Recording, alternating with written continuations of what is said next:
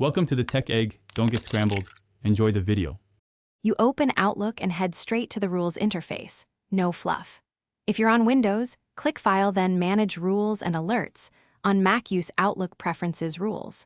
Once the Rules and Alerts dialog appears, select the rule set or individual rules you intend to export. Make sure to pick the correct account first, because rules are account-specific.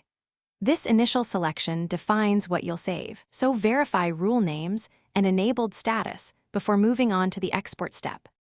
Now export the selected rules using the dialog's export function.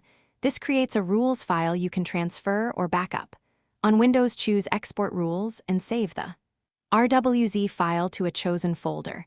On Mac, use the export option or script available in your Outlook version.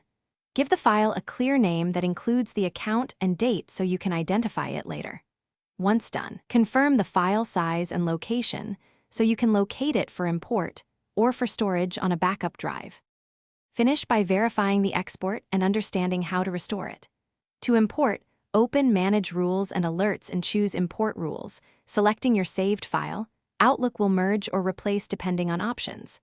After import, make sure the rules are enabled and test using a harmless test message to confirm behavior. If something goes wrong, check that the rule file matches your Outlook version and account type. Some formats aren't cross-compatible. If import still fails, re-export from the original client and retry, keeping an eye on permissions. Thanks for watching. Consider subscribing if I helped unscramble your problems.